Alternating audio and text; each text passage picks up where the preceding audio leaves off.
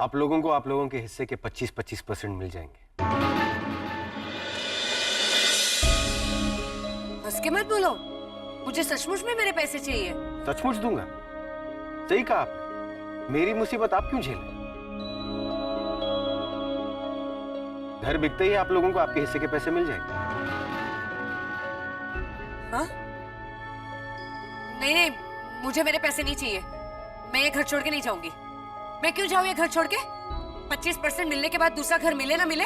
तुम दोनों को तो जहन्नुम में भी जगह नहीं मिलेगी। शांतनु भैया, एक मिनट आदित्य, अब मैं और बर्दाश्त नहीं करने वाला। किसने हिस्से की बात की थी यहाँ पर?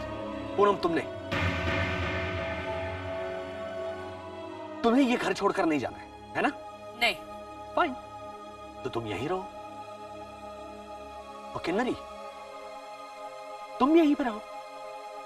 लेकिन क्या है कि मैं और आदि, हम दोनों यहां से जाना चाहते हैं, तो तुम दोनों हमें हमारा हिस्सा दे दो।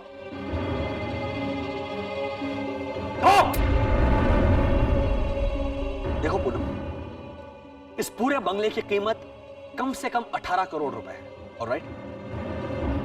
मेरा और आदि का हिस्सा बनता है 9 करोड़, तो वो हमें दे दो। Come on. अरे ये तो कैसी बेतुकी बातें कर रहा है। बेतुकी? मतलब तुम हिस्सा मांगो तो वो जायज है, और मैंने मांगा तो वो बेतुकी। छोड़िए ना शांतनु भाई। एग्जैक्टली। अरे मैं तो पीछा ही छुड़ाना चाहता हूं इसे। What? Just a minute Poonam, I don't want any arguments. तुम हमें हमारा हिस्सा दे दो, और फिर तुम और किन्नरी यहीं पे रहो, अपना सर फोड़ो। चलो 9 करोड़ ढीले करो, फास्ट। ठीक है, मैं मेरे हिस्से के 4.5 करोड़ रुपए दे दूंगी। अरे मेरा ब्रिजेश कहीं से भी लाके दे देगा 4.5 करोड़ रुपए। किन्नरी अपना खुद देख लेगी।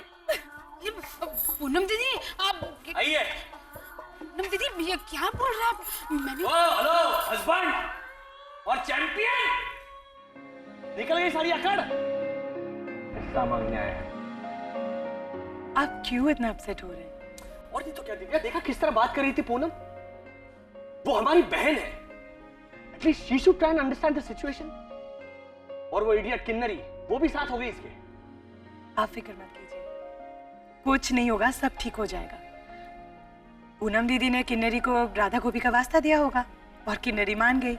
दिव्या प्लीज, एटलीस्ट इन दोनों के मामले में तो इतना पॉजिटिव एटीट्यूड मत रखो। ये जो दोनों गई है ना, वो दोनों की दोनों नेगेटिव है। फोटो एल्बम में इनकी फोटो नहीं, नेगेटिव रखनी चाहिए। शांतनु भैया, सब ठीक हो जाएगा। वो लोग हमारे साथ नए घर में आएंगी। Come on, just forget about it.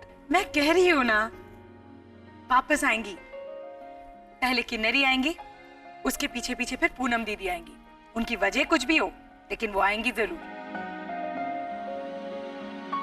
मैं भी दिव्या की बात से सहमत हूँ। अरे उस मंत्रा ने कंप्लीटली ब्रेन वॉश करके रखा है कैकेयी को। कुछ नहीं होने वाला। और अगर वो दोनों यहां आई तो मैं शराब छोड़ दूंगा। पक्का? तो फिर मेरी चैलेंज है। हाँ, एक मिनट, इतने कॉन्फिडेंस में मत बोलो। क्यों? खुद पे कॉन्फिडेंस नहीं है? तो शर्त लगाइए। ठीक है, लेकिन शर्त थोड़ी सी चेंज कर दे। अगर वैसा हुआ जैसा कि तुम कह रही हो, तो मैं शराब छोड़ नहीं दूंगा, लेकिन साल में सिर्फ 2 बार पीऊंगा। ठीक है, तो फिर आप तय कर लीजिए साल में वो कौन सी 2 बार आप पिएंगे, क्योंकि मुझे तो पूरा कॉन्फिडेंस है ये चैलेंज आप 100% हारेंगे। लो, ये है तुम लोगों का आज तक का पूरा हिसाब। हमें जब तुम्हारी जरूरत पड़ेगी बुला लेंगे, तब तक और कहीं काम करो।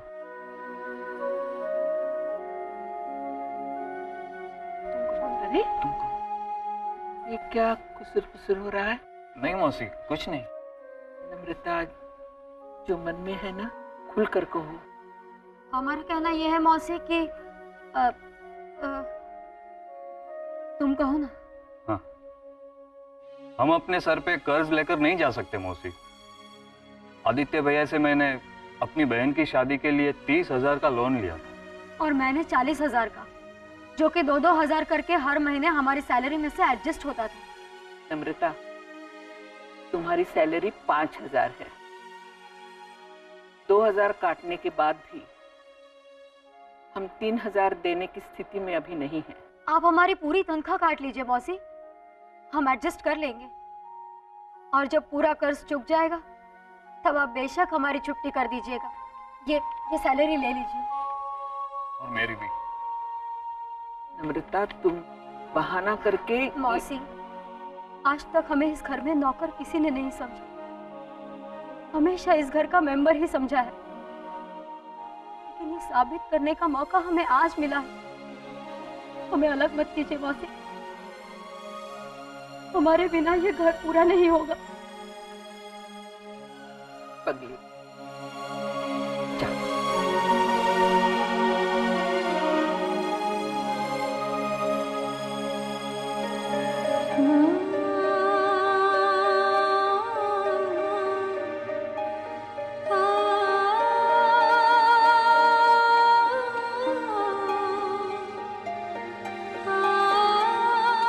क्या है तुम्हारे हाथ में? मेरा चेक? मतलब मैं इनका हिसाब कर रही थी तब तू मेरा हिसाब कर रही थी। मौसी, इस घर में मैं तुझे लाई हूँ और तुम मुझे यहाँ से भेजना चाहती है? नहीं मौसी, वो बात नहीं है। आप तो जानती है मौसी कि अगले महीने से हमारा कोई भी चेक ऑनर नहीं होगा। दिव्या, तू यहाँ बैठो। तुम्हारे पास चेकबुक है ना? तो मेरे पेमेंट के 6 चेक्स अभी साइन करके मुझे दे दो, क्योंकि मैं तो फ्री में काम करने वाली हूं नहीं। और चेक्स की वैलिडिटी 6 महीने तक होती है, तो मैं 6 महीने के बाद चेक्स बैंक में डालूंगी और वो चेक्स ऑनर होंगे, क्योंकि मुझे भरोसा है अपने बेटे पर। जानते हो क्यों? क्योंकि मैंने उसे इस काबिल बनाया है कि वो हर मुसीबत का मुकाबला डट के कर सके। Three cheers for Dev Villa. Hip hip. Hurray! Hip hip. Hurray! Hip hip. Hurray! क्या बात है, आप लोग कितने खुश क्यों है? Good news है दिव्या, good news. क्या शांतनु भैया ने अपने लिए लड़के सिलेक्ट कर लिया? मनहूस न्यूज नहीं है दिव्या, गुड न्यूज है। आदि बता। हमें अपने बंगले के लिए खरीदार मिल गया है Divya. Wow! Congratulations and celebrations, हमारे अच्छे दिन शुरू होने वाले हैं। कितनी अजीब बात है ना शांतनु भैया, लोग बंगला खरीदने पर खुश होते हैं, सेलिब्रेट करते हैं, और हम बेचने की बात पर खुश हो रहे हैं। ये तो अपना अपना तरीका होता है पीने का, जीने का। सॉरी, लोग खुश होने के लिए मौके का इंतजार करते हैं, हम लोग मौका क्रिएट करते हैं। एब्सोल्युटली। और ये सब तुम्हारी वजह से हुआ दिव्या। तुमने हमें हर बात की पॉजिटिव साइड देखना सिखा दिया है। अब देखो ना, ये बंगला बिक जाएगा तो कंपनी बच जाएगी, और कंपनी बच जाएगी तो हम यही बंगला वापस खरीद लेंगे। आदित्य, अभी तक बंगला बिका नहीं है और तुम इसे दोबारा खरीदने की बात कर रहे हो? क्योंकि आई एम श्योर दिव्या, ये खरीदार बंगला रहने के लिए नहीं खरीद रहा है, बल्कि हमारी सिचुएशन का फायदा उठाने के लिए सस्ते में खरीद रहा है। और फिर 3-4 महीने के बाद वो यही बंगला बेचने की कोशिश करेगा, और तब हम इस बंगले को वापस खरीदेंगे। That's like my Aditya. चलो अभी भगवान से प्रार्थना करो कि ये डील फाइनलाइज हो जाए और हमारा ये बंगला तुरंत बिक जाए। डन। अरे इतनी क्या जल्दी है अभी? मतलब भैया, कल करे सो आज कर, आज करे सो अब कर। मैं तो इनफैक्ट कल पीने वाला था। हाँ मालूम है। तो चलिए चलिए।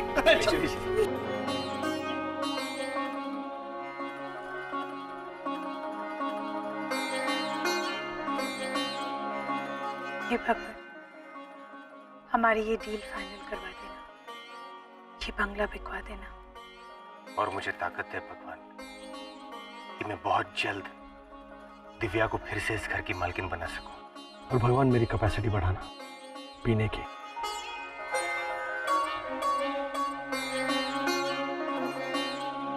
जब तक आदित्य की मन्नत पूरी नहीं होती, मैं मीठा नहीं खाऊंगी भगवान।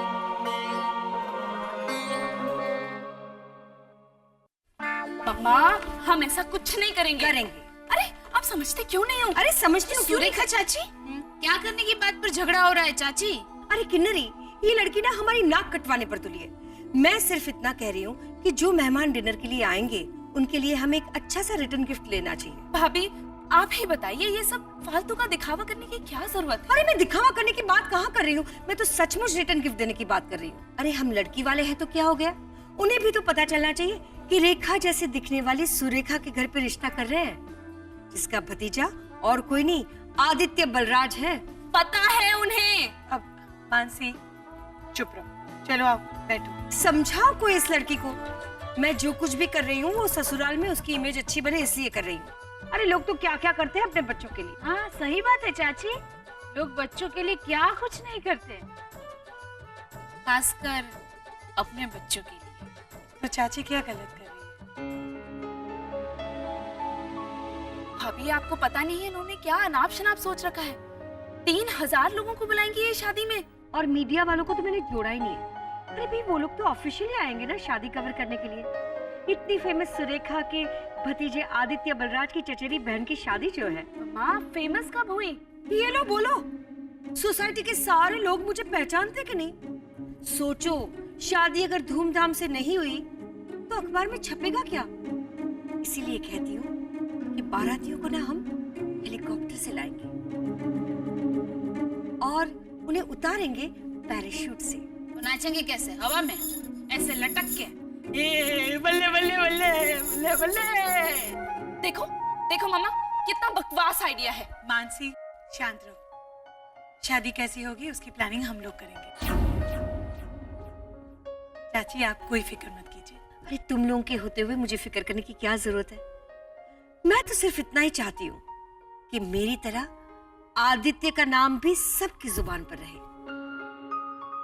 ऐसा ही होगा। आप आने तो मेहमानों को, फिर देखेंगे वो आदित्य बलराज की मेहमान नवाजी को। सोचते रह जाएंगे कि दावत में इतना तो सगाई में कितना और शादी में कितना।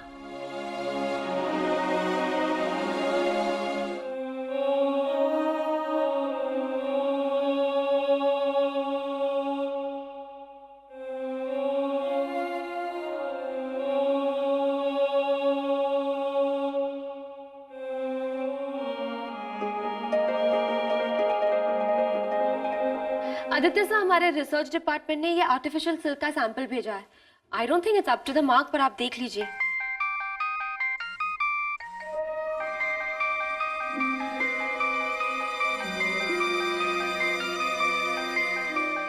Excuse me sir. Hello hello Shaily, Divya बोल रही हूँ। आदित्य इस वक्त तुम्हारे आसपास है क्या? या अच्छा तुम उसे पता मत चलने देना कि तुम मुझसे बात कर रही हो। ओके। शैली मुझे तुम्हारी हेल्प की जरूरत है। क्या हम कहीं मिल सकते हैं आदित्य को बिना बताए? Okay, but where? Okay, bye. किसी लड़के का फोन था? नो सर, मैं तो ऐसा सोच भी नहीं सकती सर। एक्चुअली सर, मेरी फ्रेंड का फोन था। वो चाहती है कि मैं उसके साथ फिल्म देखने जाऊं अभी। ऑफ कोर्स शैली, यू मस्ट गो। और सुनो, एक रोमांटिक फिल्म के लिए जाना। मैं देखना चाहता हूँ कि उस फिल्म का तुम पर असर पड़ता भी है या नहीं। ओके, ना come on go. Come on go.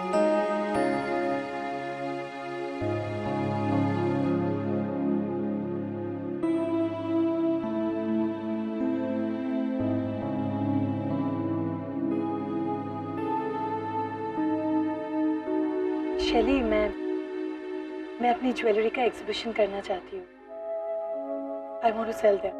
But ma'am, पहले पूरी बात सुन लो। शैली, अगर ये मैं अपने सर्कल में करूंगी तो आदित्य को पता चल जाएगा, और अगर आदित्य को पता चल गया कि मैं अपनी ज्वेलरी बेच रही हूँ तो उसे बहुत तकलीफ पहुंचेगी। नहीं मैम, ऐसा नहीं होगा। आदित्य सर तो अपना बंगला बेचने निकले हैं, फिर भी वो कमजोर नहीं हुए। आई अंडरस्टैंड दैट शैली, लेकिन बंगला बेचना, गाड़ी बेचना या कोई और चीज बेचना आदमी हैंडल कर सकता है क्योंकि ये उसकी प्रॉपर्टी होती है। लेकिन ज्वेलरी ये स्त्री धन होता है, पत्नी का एक हिस्सा। अगर आदित्य को मालूम पड़ा तो it will hurt his self respect, जो मैं नहीं चाहती।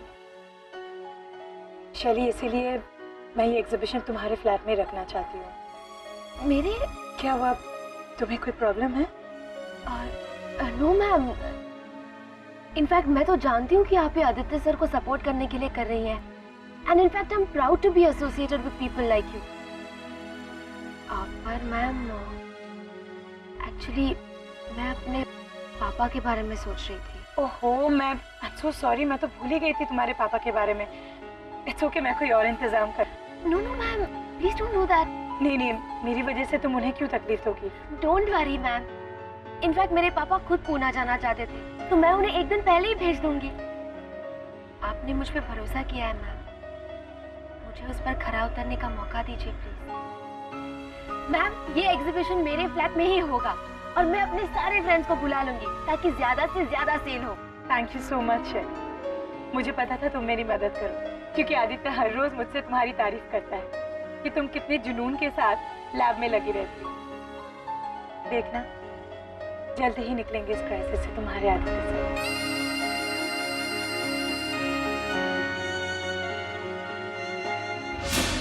नहीं, मैं कहीं नहीं जाऊंगा। पापा प्लीज, दिव्या मैम ने पहली बार मुझसे हेल्प मांगी है। हाँ हाँ, आदित्य की गुलामी तो करती आई ही हो, अब उसकी बीवी की भी कर। पापा, तुम्हें क्या पड़ी है उसकी हेल्प करने की? क्योंकि दिव्या मैम आदित्य सर की हेल्प कर रही है। पापा प्लीज समझने की कोशिश कीजिए, आपको सिर्फ एक दिन के लिए कहीं और जाना होगा। हाँ, निकाल मुझे यहाँ से। तू तो चाहती ही है कि मैं चला जाऊं यहाँ से हमेशा के लिए, ताकि जिस सपने में तू दिन रात डूबी रहती है उससे जगाने वाला कोई ना हो। मैं ऐसा कुछ नहीं चाहती हूँ, आपको सिर्फ एक दिन के लिए बाहर भेजना चाहती हूँ और आपको जाना ही होगा। तो मैं हमेशा के लिए चला जाऊंगा। जैसे आपकी मर्जी। ठीक है बेटा, भेज दे अपने लाचार बाप को, लेकिन देखना तू पछताएगी मैं वापस ही नहीं आया तो।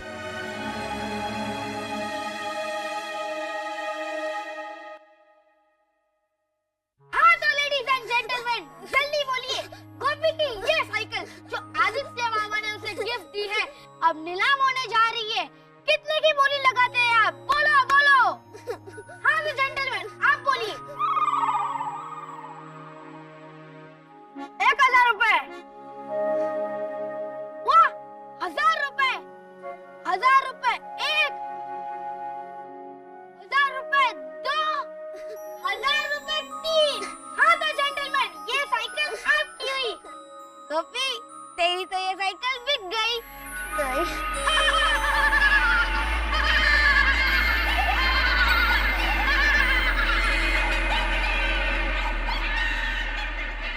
क्या हुआ? क्यों रो रही हो? अनमोल कह रहा है कि घर के साथ साथ मेरी साइकिल की भी नीलामी हो जाएगी। नहीं, कोई गुलामी नहीं होगी। इसकी हिंदी तो देखो कितनी खराब हो गई है कॉन्वेंट में पढ़ पढ़ के। गुलामी नहीं बुद्धू, नीलामी। नीलामी होने वाली है। हाँ, वो जो भी है वो नहीं होगा। पापा ने कहा है कि उनको घर के लिए अच्छा खरीदार मिल गया है, उसे घर और फर्नीचर साथ में बेचेंगे। अरे तो फर्नीचर के साथ साथ फर्नीचर में जो जो चीजें वो भी तो जाएगी। सबको घर से खाली हाथ जाना पड़ेगा। नहीं, ऐसा नहीं है। हट, अरे ऐसा ही है। अगर तुम लोग को यकीन नहीं आता है तो मेरे पापा को जाके पूछो। आज सुबह ब्रश करने के टाइम मेरे पापा सारी टूथपेस्ट खा गए, क्योंकि कुछ दिन में तो किसी और की हो जाने वाली है। और शांतनु मामा को भी देखो, आज ही सारी शराब खत्म कर रहे हैं। और आज तुम लोग को जितना खेलना है खेल लो। गोपी की ये गुड़िया हमने कीमत लगाई है 10 रुपया, आप कीमत लगाइए 20 रुपया, 25 रुपया, 3 रुपया, हाँ 30 रुपया। जल्दी बोलो, जल्दी बोलो। तुम यहाँ हो, यहाँ तुम कीबोर्ड बजा रहे हो और मैं तुम्हें कहाँ कहाँ ढूंढ रही हूँ। कुछ दिन बाद खराब फर्नीचर बिकेगा तो साथ में कीबोर्ड भी चला जाएगा ना। इसलिए मैं भी बहुत सारा बजा रहा हूँ। किसने कहा ऐसा तुमसे? अनमोल ने।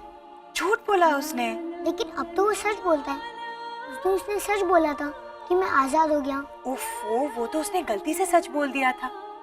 सच बोलने की आदत थोड़ी ना हुई है उसे। तुम उसकी बातों को सीरियसली बिल्कुल मत लेना। तो ये कीबोर्ड नहीं जाएगा? हम जहाँ भी जाएंगे इसे लेके जा सकते हैं? ऑफ कोर्स साथ लेकर जाएंगे। हम जिस नए घर में जाएंगे वहाँ शायद हमारे पास टीवी नहीं होगा, तो खाना खाने के बाद हम सब इकट्ठे बैठ के बोर होते रहेंगे। तो मैं ये कीबोर्ड बजा के सबको एंटरटेन करूंगा। एग्जैक्टली।